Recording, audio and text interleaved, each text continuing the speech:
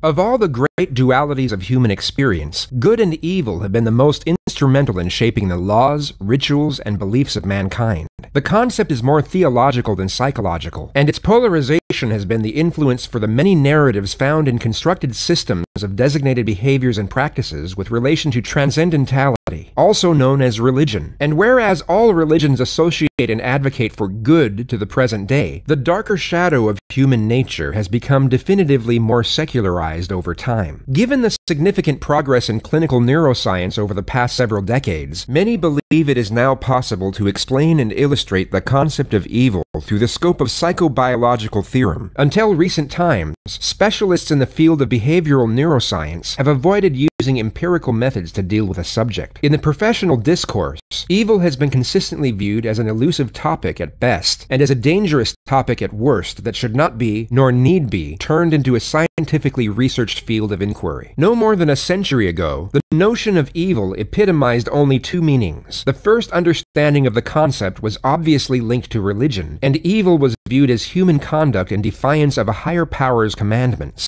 Any perceived violation of a holy code in accordance with a specific religion was essentially an act of evil, although not necessarily punishable by law. The second understanding of the term was formulated in politics during wartime, and the word was used to encourage an intolerant and extreme stance toward the enemy for the purpose of quelling skepticism and nonconformity among the civilian population. Yet, despite its guileful conceptualizations, widespread usage of the term has since evolved into contexts surrounding extreme forms of cruelty, abuse, and premeditated violence. Science has now adapted a strictly psychoanalytic frame of reference in the exploration of what renders some human beings capable of doing inhuman things. For over 3 decades, the psychological makeup of Ted Bundy has been a focal point in the fields of neuroscience and psychiatry with regard to the interconnection of behaviorism and evil. And of all the elements surrounding his infamy, the most concentrated detail was his ability to not only live, but thrive in a double life. He was able to sustain a long-term relationship, attend college, and build a political career while secretly carrying out the most unthinkable crimes. This underlying factor brought about the initial premise that Ted Bundy was most likely the prototype for psychopathy, a condition that falls under the umbrella of antisocial personality disorder. Forensic psychologists will often refer to what's known as the psychopathy checklist when assessing the presence of the condition in an individual. The first trait on the checklist is cunning and manipulativeness. Bundy would prey on his victims with a ruse, often wearing his arm in a sling or his leg in a fake cast while walking on crutches. He would then use his charm and faked disability to convince young women to help him carry books or unload objects from his car. Once they got to his vehicle, he would strike them over the head with a blunt object, then handcuff them once immobilized and force them into the front seat of his Volkswagen, where he had removed the passenger seat to leave an empty space on the floor for his victims to lie out of sight as he drove away. The next two traits of the psychopathy checklist are glib and superficial charm and grandiose estimation of self. Ted Bundy's personality and social graces defied the serial killer stereotype, allowing him to hide in plain sight as he committed his many brutal sex crime murders before being caught in 1978. Despite never finishing law school, he had the confidence and belief in his own acumen to represent himself in court for his alleged atrocities. By doing so, he essentially destroyed the only argument that could have saved him from the death penalty, which would have been that he was mentally disturbed and deserved mercy. But the mentally disturbed don't make effective lawyers, and most adjudicators have acknowledged that this self-representation was more than adequate, and his courtroom demeanor came across as exceedingly charming and intelligent, which captivated the nation during his trial, and effectively turned him into the pop culture icon he is today. Would you please state your full name for the record? Theodore Robert Bundy. Did you try to stop the search? No. Why is that? Well, I'd say I was afraid to, but that's not exactly the way. I mean, it's not that I was quaking in my shoes. I felt that I couldn't stop them from doing what they were doing, that they were going to go ahead and do it no matter what I did. They were intent. The questions from Sergeant Ondrak and, Sergeant Hayward and the other officers at the scene indicated that they believed that I was involved in some sort of activity, and they were hostile about it. The questions seemed hostile to me. indicated to me that they were going to do damn well what they pleased, and I did not. You didn't see any point. There was no point. I didn't see how the heck I could stop a half a dozen uniformed armed officers from searching my car. They didn't ask you for your consent. No. I have no further questions. Mr. McKeever? Thank you, Judge. Just a couple of things. That's not the first thing you told Hayward, though, when he asked you what you were doing in the neighborhood, did he? What? Excuse me? He asked you what you were doing in the neighborhood, and you didn't tell him right off what you were doing in the neighborhood, did you? I told him what. I responded to his question. I understand. What was that response? As I recall, the response, I don't know when it occurred, was that I had been in the neighborhood to drive a movie. Isn't it a fact that you've done all of the research on this particular motion? Yes, such as it is. Yes, I have. Have you found some cases on the point? I found too many cases. And the point we're talking about is consent to search, isn't it? That's one of the points we're talking about. Are you familiar with what the factual basis would need to be for a consent search to be thrown out? Yes, I'm familiar with it. I am now. I wasn't then. That hasn't colored your testimony a bit. I think you'll find, well, no it hasn't.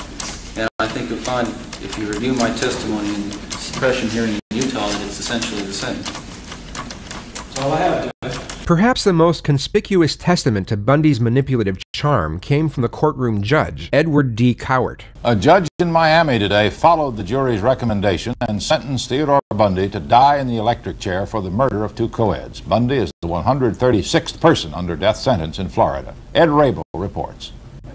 Before pronouncing the sentence, Judge Edward Cowart let Bundy make a statement. I'm not asking for mercy, for I find it somewhat absurd to ask for mercy for something I did not do.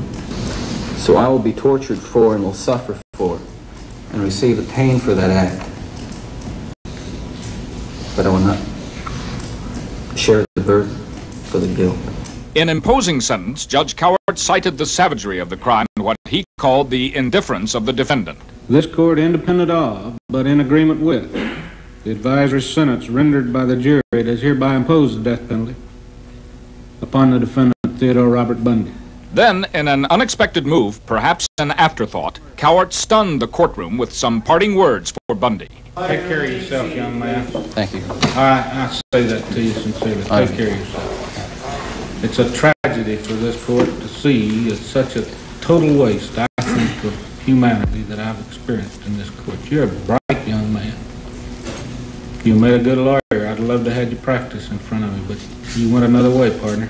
Despite repeated and detailed testimonies of the unspeakable horrific infractions committed, Bundy's contrived enchantment was not lost on the judge, who even showed affinity and compassion to the man he had just sentenced to death. The next 5 traits in the psychopathy checklist are the need for stimulation, sexual promiscuity, impulsivity, callousness, and lack of remorse, all of which are bracketed by the horrendously vicious and depraved nature of Bundy's crimes. He was able to rape, torture, murder, and mutilate at least 30 young women, many of whom were teenagers and 2 as young as 12. He then prolonged the wickedness by returning to visit the corpses at their dump sites, or even taking them home in order to gain further sexual gratification. In some cases, he even shockingly displayed their decapitated heads in his apartment and slept with their corpses until putrefaction made it unbearable. The next trait on the psychopathy assessment tool is criminal versatility. Setting aside Bundy's ability to carry out dozens of abductions in broad daylight, followed by the barbaric murder and disposal of the victims while remaining completely undetected from authorities for half a decade, he was able to escape prison not once but twice while under close surveillance as a high-risk inmate. Bundy was first arrested in August 1975 after coincidentally being pulled over for a traffic violation and having multiple items pertaining to his crime spree found in the trunk of his car. 2 years later, while being held at the Garfield County Jail, he managed to convince the district judge to allow for more lenient restrictions while outside his cell, which included the removal of handcuffs and leg shackles. This standard of leniency was unheard of at the time in the state of Colorado for inmates charged with a capital offense. Not only that, but he was allowed supplementary access to the prison library to study his case as he was representing himself in court. court. Once the supervising guard left for a cigarette break, Bundy jumped out of the library's second-story window and ran for the mountains. Bundy jumped out of this second-story window at the front of the Pitkin County Courthouse this morning.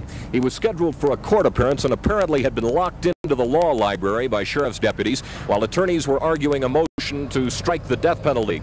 Witnesses say he left in a hurry, however, nobody saw him open the window, and he escaped clean in an unknown direction. At both ends of town, the sheriff's department put up roadblocks and searched each vehicle leaving the town of Aspen. As of late this afternoon, Bundy was still missing, but a court clerk said they'd arrested 9 people on warrants and confiscated 200 pounds of marijuana. All day long, County Sheriff Dick Keenest has been circling over the wooded hills in a helicopter looking for the suspected rapist killer, but with no success. Ted Bundy, according to Mike Fisher, chief investigator for the DA's office, is a dangerous man, and folks just don't seem to realize it. Fisher is one of the most agitated men in Aspen right now. He refused to comment for our cameras, but he directed a few obscenities in the direction of the sheriff's department and said the sheriff was criminally negligent for allowing Bundy to escape. Meanwhile, life goes on as usual in Aspen. Single, unescorted women walk the streets, presumably unconcerned. They apparently don't know or don't care that Ted Bundy is a chief suspect in the murders of at least 18, possibly 30 young women in 4 states. Each of those women disappeared without a trace, frequently from well-traveled areas just like downtown Aspen. The only trace of many of those women was a pile of skulls. No other bones, just skulls, found on the side of a deserted mountain slope in Washington State. It was not until 6 days after his escape that Bundy was finally apprehended when he was pulled over by police in a routine traffic stop for driving a stolen vehicle. When an inmate is recaptured after managing to escape a correctional facility, U.S. legislation requires them to be kept in isolation for a minimum of 18 months. Bundy was rehoused in the special housing unit of the Garfield County Jail, where 6 months later, he miraculously managed to escape once more. The unit he was housed in had just undergone maintenance, and his cell happened to have a small hole in the ceiling, which was meant for a light fixture that hadn't been installed. Despite being unaware if the hole would lead to anywhere, Bundy ingeniously hatched a plan to lose enough weight over the following months until he was able to finally squeeze through into the crawl space. On the day before New Year's Eve, 1977, he managed to get access to the vent system where he crawled through the area just above the apartment of the chief jailer, who was out for the evening with his wife. He broke through the ceiling and changed into street clothes from the jailer's closet, made his way to the front entrance, and casually walked out the door to freedom. On January 15th, not long after his escape, he broke into a sorority house and killed 2 young women with a wooden club while they slept, and severely injured 2 more. He was finally captured 1 month later as he was caught driving a stolen vehicle while attempting to flee Florida, and was then incarcerated at the Florida State Prison, where he remained in administrative segregation until his execution date on January 24th, 1989. Given the aforementioned conduct and idiosyncrasy of Ted Bundy's character and its concordance with the psychopathy checklist, one might come to the conclusion that Bundy was undoubtedly a psychopath, and this was the general consensus in the 1970s, 80s, and early 90s. Yet over the last 3 decades, psychological studies into cognitive processes have developed tremendously, and now the overwhelming majority of leading psychiatrists are in agreement that although Ted Bundy had psychopathic traits, he was most certainly not a psychopath with respect to its true meaning. This is because Bundy was a sexual sadist, and the brutality mixed with the sexual elements of his crimes would back such a conclusion. He wouldn't just rape his victims, but inflict physical and psychological suffering upon them, while doing so as a means for heightening stimulation. The isolated component of sexual assault wasn't enough. The concurring affliction of physical torture and mental distress was essential in achieving his desired effect of sexual gratification. Sadism requires empathy, as you need to be aware of someone's pain to take pleasure from it. But psychopaths are incapable of empathy, thus cannot be sadists, and for this reason, Bundy's previous diagnosis of psychopathy has been ruled out for almost 2 decades. To the present day, the general condition affiliated with Ted Bundy is what is known as malignant narcissism, a psychological syndrome comprising of an extreme mix of narcissism, antisocial behavior, aggression, and sadism. While the elements of aggression and sadism speak for themselves through the contorted barbarity of his crimes, the component of narcissism was derived from his indulgence and savoring of the spotlight. He thrived in the attention and drama the press created around him. Psychopaths and sociopaths are not interested in validation of any kind, yet Bundy had a clear, deep-seated need to be seen and heard. Theodore Robert Bundy, you are charged, indictment, 2 counts burglary, 2 counts murder in the first degree, 3 counts attempted murder in the first degree. design, or intent to effect the death of said Lisa Lee. My chance to talk to the press. Contrary to Section 78204 Florida statute. I'll plead not guilty right now. And your grand jury... For somebody who believes he is so innocent, why was there no emotion? People say Ted Bundy didn't show any emotion. There must be something in that. I showed emotion. You know what people said? See, you really can get violent and angry. There's no right way for me to act. Sure, I'm showing emotion right now. I don't like being locked up for something I didn't do, and I don't like my liberty taken away, and I don't like being treated like an animal, and I don't like people walking around and ogling me. But I've kept it together because there's no point in destroying myself. I have got to keep myself together. I have got to stay calm. I've got to keep my presence of mind, because as long as I do that, I'm going to beat these people. And that's the way I feel. I'll tell you, as long as they attempt to keep their heads in the sand about me, there's going to be people turning up in canyons, and there are going to be people being shot in Salt Lake City because the police there aren't willing to accept what I think they know, and they know that I didn't do these things. And the man who kidnapped Carol Duranch is going to continue to be free, and not only her, but every other young woman in the Salt Lake Valley is going to be threatened by that person or persons. And it's happening today, and it's going to happen in the future. I swear to God, every man in that prison at one time or another thinks about going, wishes he wasn't there, and wishes he could fly over those fences. I've dreamed about flying over those fences. I've dreamed about climbing over those fences and tunneling under those fences. With every other man in there, I've dreamed about being free. Ever physically harmed anyone? No. No. You know, again, not in the context of things that you're speaking of. Most of the things he did in life were calculated and self-serving, which included when he chose to confess to his horrifying atrocities. He maintained his innocence throughout his murder trials and for the vast majority of his time on death row. It wasn't until days before his execution that Bundy decided to confess during the latter part of January 1989. He disclosed a litany of infractions to Special Agent William Hagmeyer, who is part of the FBI Behavioral Analysis Unit, and who later stated that the sole reason for Bundy's delayed admittance was to extend his life. From Bundy's perspective, his inside knowledge of violent crime was a valuable source of information that needed time to fully disclose, and in turn would delay his execution for at least a few years. Hagmeyer stated that the man had no capacity for guilt, only for survival. Bundy admitted to the murder of 30 women. He confessed to rape, torture, necrophilia, and decapitation. 10 of his victims were buried, some were dumped in remote locations, while others were dismembered and displaced, and their remains were never recovered. Despite his proclamation, his execution wasn't stalled. He had ran out of appeals, and his execution date of January 24th, 1989 was practically set in stone. On January 22nd, just 2 days before his day of reckoning, reports stated that Bundy had reached out to Christian psychologist James Dobson, who had attempted to contact Bundy multiple times throughout his years on death row, but to no avail. He was asked to meet Bundy at the Florida State Prison to conduct what would be his final interview. Dobson accepted, and the consult started just 19 hours before the scheduled execution. Ted, it is about 2:30 in the afternoon. You are scheduled to be executed tomorrow morning at 7 o'clock if you don't receive another stay. What is going through your mind? What thoughts have you had in these last few days? Well, I won't kid you to say that it's something that I feel that I am in control of, or something that I've come to terms with, because I haven't. It's a moment-by-moment thing. Sometimes I feel very tranquil, and other times I don't feel tranquil at all. What's going through my mind right now is to use the minutes and hours that I have left as fruitfully as possible and see what happens.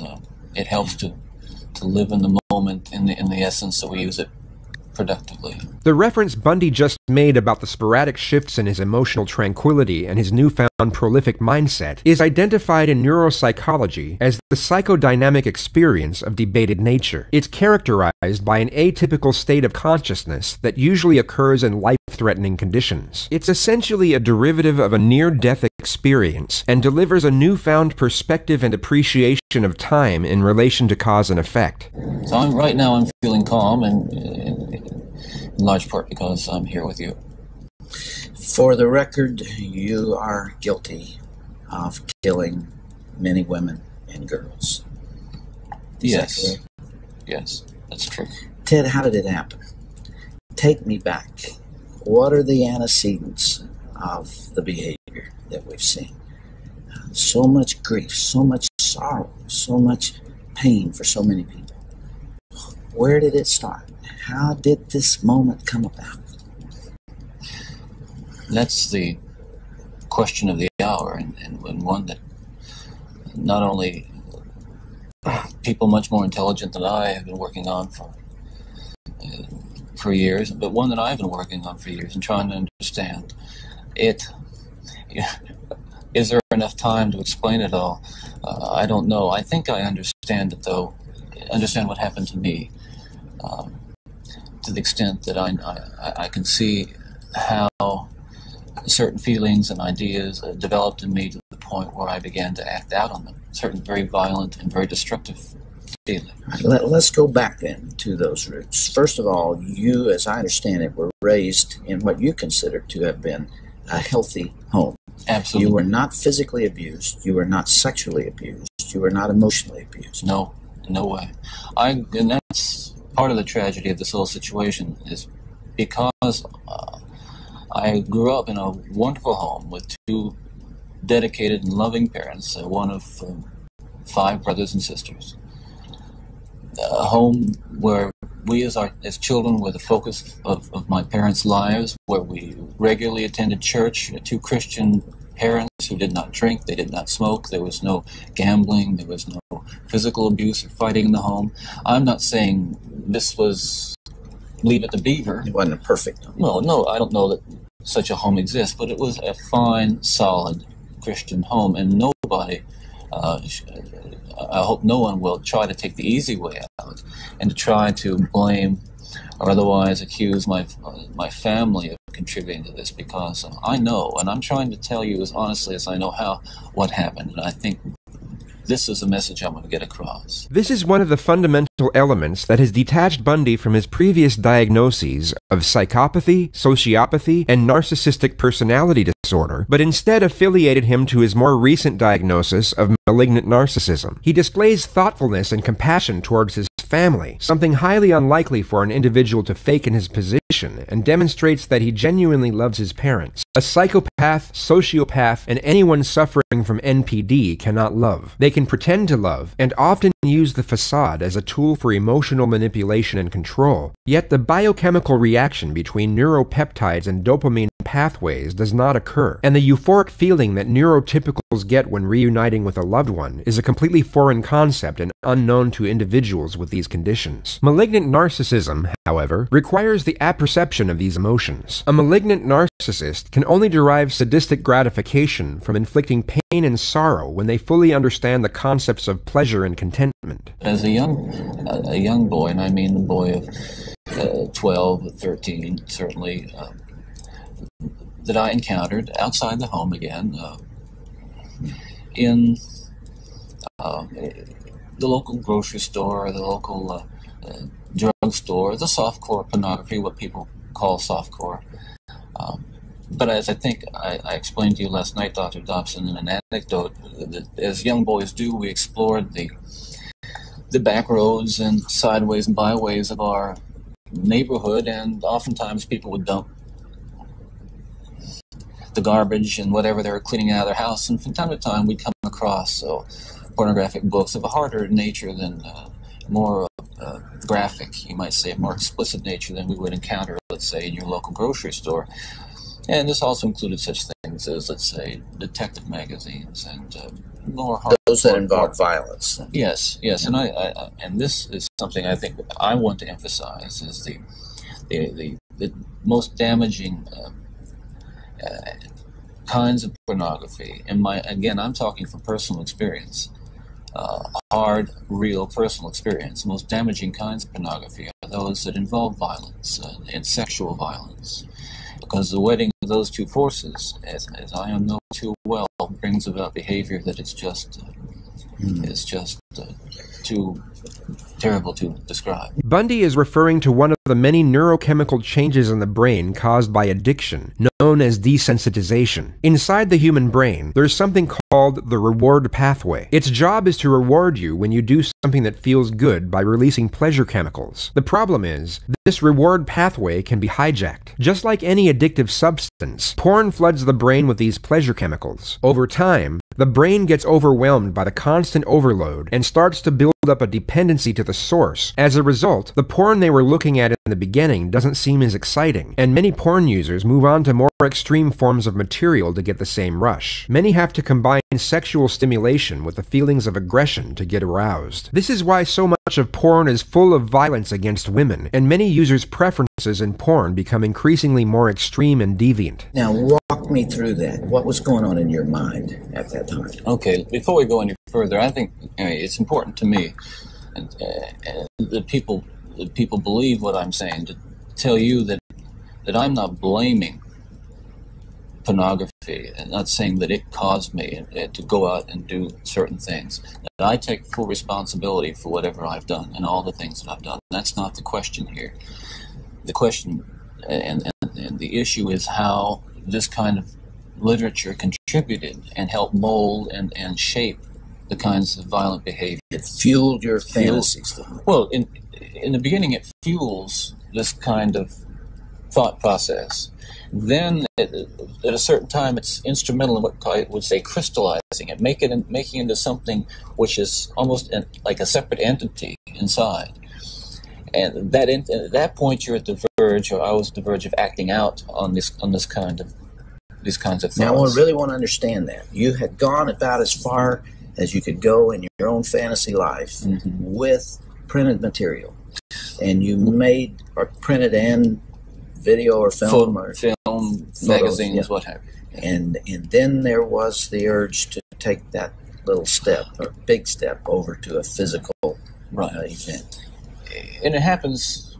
It happened in stages, gradually. It doesn't necessarily, not to me at least, happen overnight. My experience with, I'd say, pornography generally, but with pornography that deals on a violent level with sexuality, is that once you become addicted to it, and I look at this as a kind of addiction, like other kinds of addiction, I would keep looking for more potent, more explicit, more graphic kinds of material. Like an addiction, you keep craving something which is harder, something which gives you a greater sense of excitement, until you reach the point where the pornography only goes so far. You reach that jumping off point where you begin to wonder if maybe actually doing it will give you that which is beyond just reading about it or looking at it. How long did you stay at that point before you actually assaulted someone? Well, yeah, you see, that is a very delicate point in my own development. And we're talking about having reached the point or a gray area that surrounded that point over a course of years. How long that was? I would say a couple of years. And what I was dealing with there were very strong inhibitions against criminal behavior, violent behavior that had been conditioned into me, bred into me in my environment, in my neighborhood, in my church, in my school.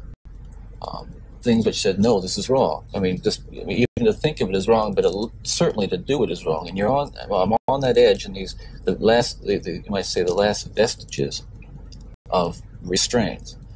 The barriers to actually doing something were being tested constantly and assailed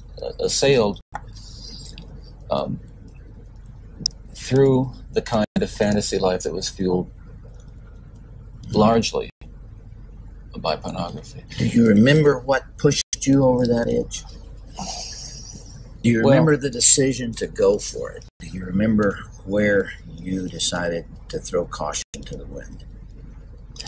As mentioned earlier, Bundy confessed to only 30 murders, yet the legitimate number was estimated to be far greater. It could be assured that the truthful response had most likely arose in his thought process, yet he was unwilling to disclose it. Again, when you say pushed, I know what you're saying. I don't want to Yes, infer again. I understand that. That I was clear. some helpless kind of a victim, and yet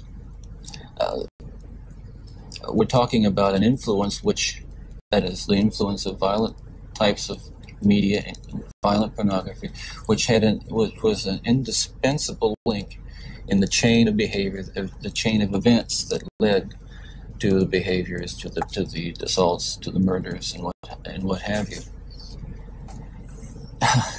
It's a very difficult thing to describe.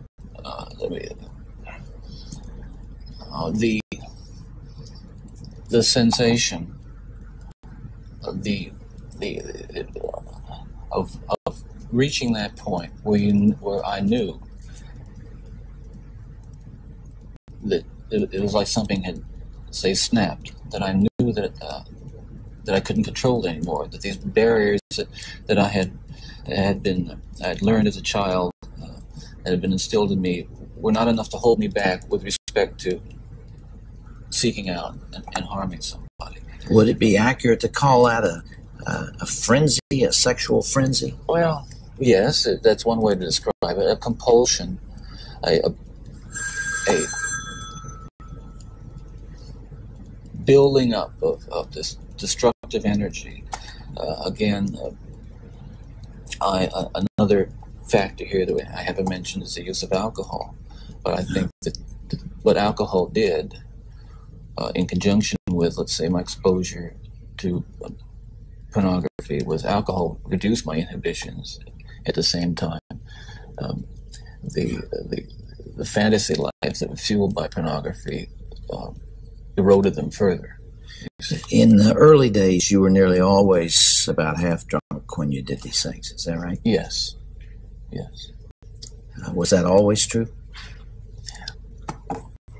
I would say that was generally the case, almost without exception. All right, if I can understand it now, there's this battle going on within. There are the conventions that you've been taught. There's the right and wrong that you learned as a child. Mm-hmm. And then there is this unbridled passion fueled by your plunge into hardcore violent pornography.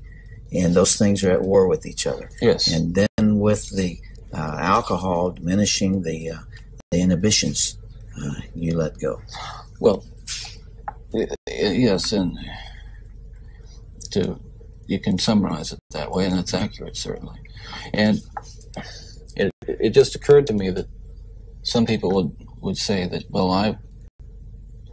I've seen that stuff and it doesn't do anything to me, and I can understand that.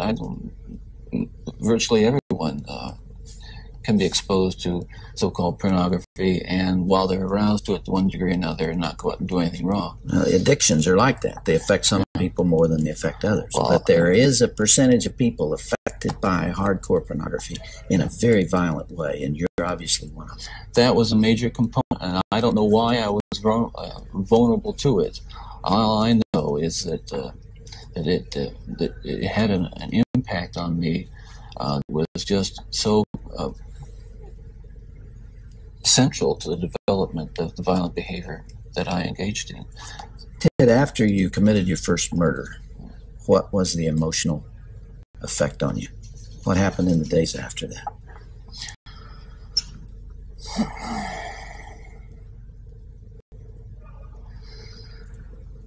Well, again, please understand that even all these years later, it's very difficult to talk about it, and reliving it through talking about it is difficult, to say the least. But I want you to understand what happened. It was like coming out of some kind of horrible trance or dream.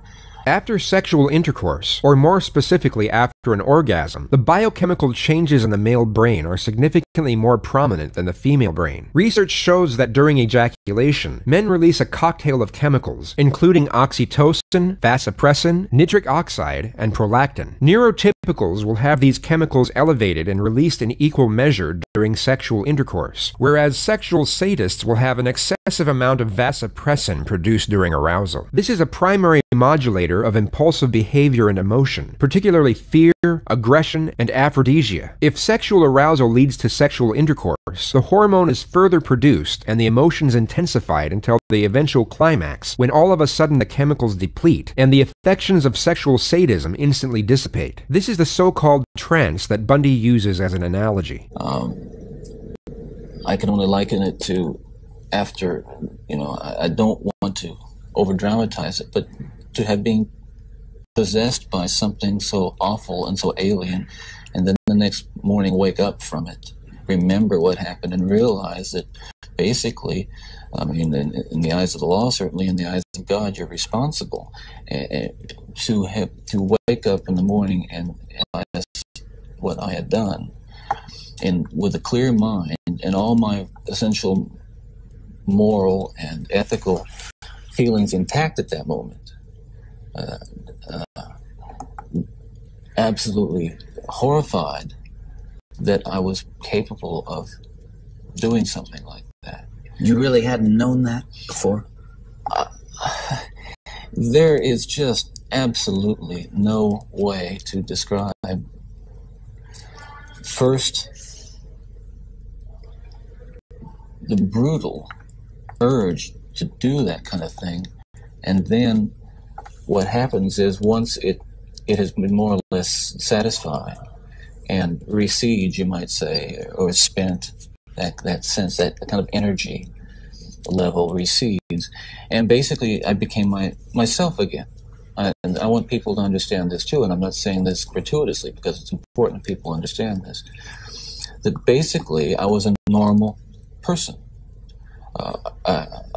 I wasn't some guy hanging out at bars or a bum, or I wasn't a pervert in the sense that, people look at somebody and say, I know there's something wrong with him, and just tell. I mean, I was essentially a normal person. I had good friends. I led a normal life, except for this one small but very potent and very destructive segment of it that I kept very secret and very close to myself and didn't let anybody know about it. And part of the shock and horror from my dear friends and family years ago when I was first arrested was that there was no clue.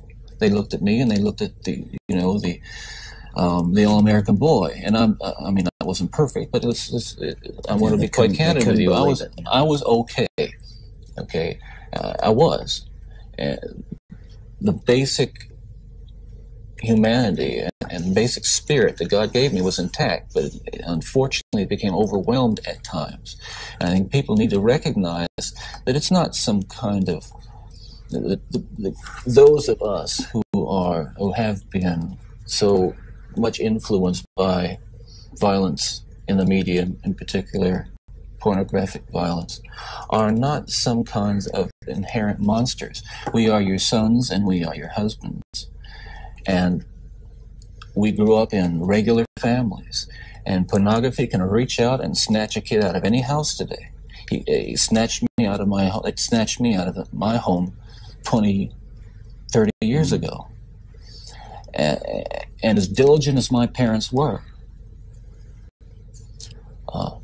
and they were diligent in protecting their children, and as good a Christian home as we had, and we had a wonderful Christian home, there is no protection against the kinds of influences that are loose in the society that tolerates. You feel this really deeply, don't you? Ted, outside these walls right now, there are several hundred reporters that wanted to talk to you. Yeah. And you asked me to come here from California because you had something you wanted to say. This hour that we have together is not just an interview with a man who's scheduled to die tomorrow morning. I am here, and you're here because of this message that you're talking about right here. You really feel that hardcore pornography and the doorway to it, softcore pornography, is doing untold damage to other people and causing other women to be abused and killed the way you did others. Listen, I'm no social scientist, and I haven't done a survey. I mean, I don't pretend that I know what John Q. Citizen thinks about this. But I've lived in prison for a long time now. And I've met a lot of men who were motivated to commit violence just like me. And without exception, every one of them was deeply involved in pornography, without question, without exception, deeply influenced and consumed by an addiction to pornography. There's no question about it. The FBI's own study on serial homicide shows that the most common interest among serial killers is pornography. That's true. And it's real. It's true. Ted, what would your life have been like without that influence?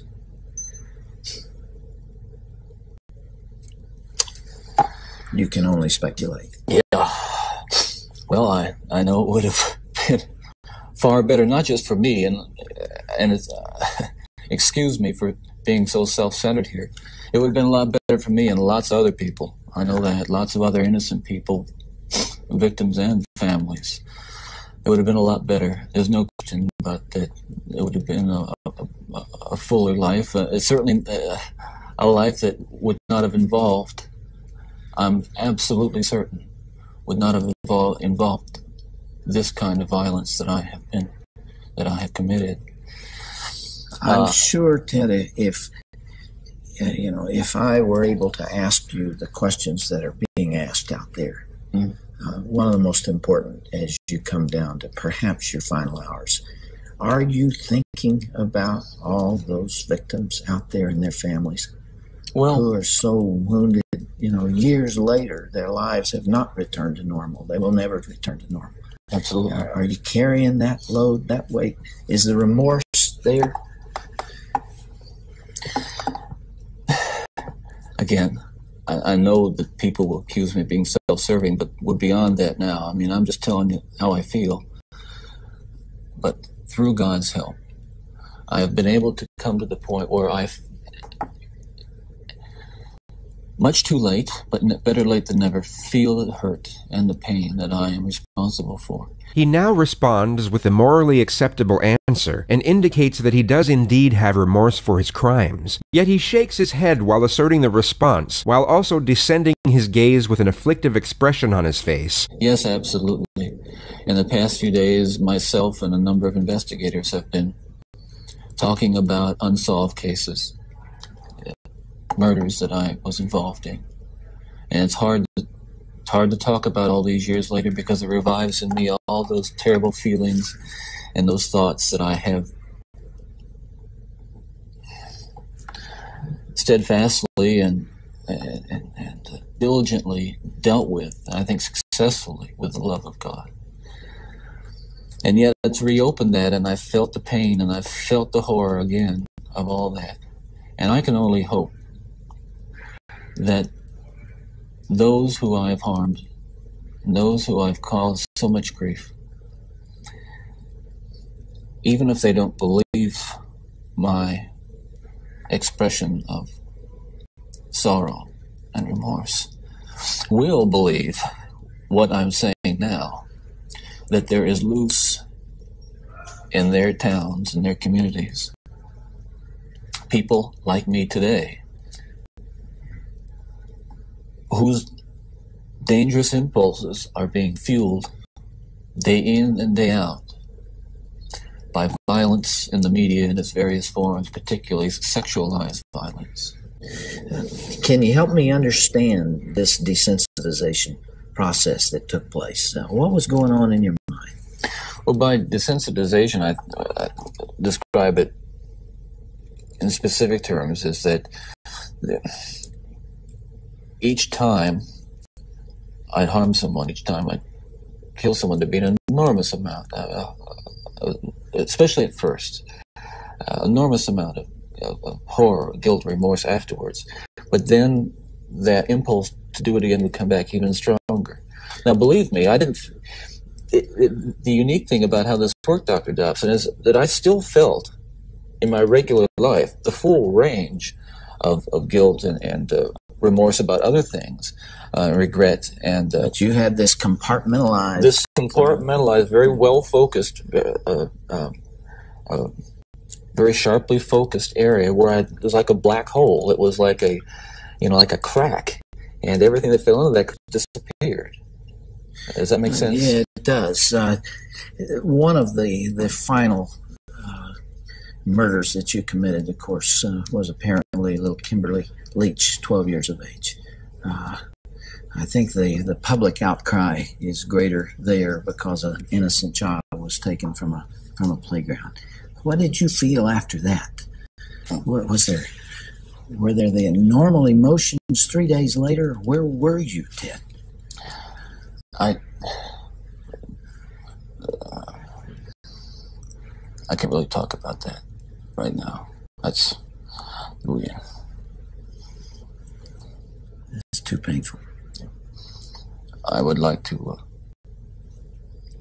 be able to convey to you what that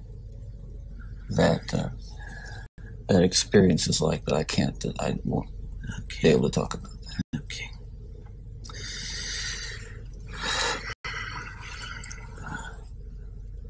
I can't begin to understand. Well, I can try, but I'm aware that I can't begin to understand the pain that the parents of these children that I have, and these young women that I have harmed, feel. And I can't restore really much to them, if anything. I won't pretend to, and I don't even expect them to forgive me, and I'm not asking for it. That kind of forgiveness is of God, and if they have it, they have it. If they don't, well, maybe they'll find it someday. Do you deserve the punishment the state has inflicted upon you? That's a very good question, and I'll answer very, very honestly. I don't want to die. I'm not going to kid you. I'll kid you not. I deserve certainly the most extreme punishment society has, and I think society deserves to be protected from me and from others like me. That's for sure. I think what I hope will come of our discussion is I think society deserves to be protected from itself, because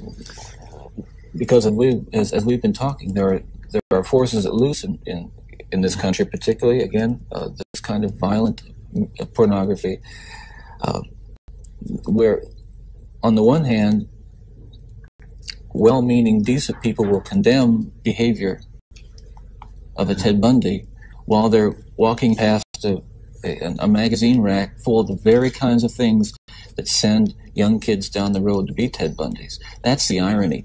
We're talking here not just about more. What I'm talking about is going beyond retribution, which is what people want with me. Going beyond retribution and punishment, because there is no way in the world that killing me is going to restore those beautiful children to their parents and correct and soothe the pain. But I'll tell you, there are lots of other kids playing in streets around this country today who are going to be dead tomorrow and the day and the next day and next month, because other young people are reading the kinds of things and seeing the kinds of things that are available in the media today. Ted, as you would imagine, there's tremendous cynicism about you on the outside, and I suppose for good reason. I'm not sure that there's anything that you could say that people would believe. Some people would believe. Yeah. And yet, you told me last night, and I have heard this through our mutual friend John Tanner, that you have accepted the forgiveness of Jesus Christ and are a follower and a believer in Him. Do you draw strength from that as you approach these final hours? I do. I can't say that it's going to be being easy. in the valley of the shadow of death is something that I've become all that accustomed to, and that I'm strong and nothing's bothering me. Listen, it's no fun. It gets kind of lonely, and yet I have to remind myself that every one of us will go through this someday in one way or another. And countless millions who have walked this earth before us have. So this is just an experience which we all share. Yeah. Right on. Bundy spent most of his time crying and praying in his cell following this interview. He refused to pick a last meal, so was given the standard concoction of steak, eggs, hash browns, and toast, which he didn't touch. When strapped to the electric chair at exactly 7:05 a.m., his final statement was, "Jim and Fred, I'd like you to give my love to my family and friends." He was speaking to his lawyer Jim Coleman and to his minister Fred Lawrence. Both nodded their heads. His execution was then carried out, and he was pronounced dead at 7:16 a.m. Despite the neurobiological particulars, emotional defects, and chemical imbalances constituted amidst the psychological configurations of Theodore Bundy, it's important to note that he was not insane, and his impulse control was unimpaired. His emotional awareness and recognition of moral perceptions were intact, and it was his counteractions of these decorums that enabled him to procure his sadistic gratification from his unspeakable atrocities. He was profoundly and unquestionably evil in every essence of the word.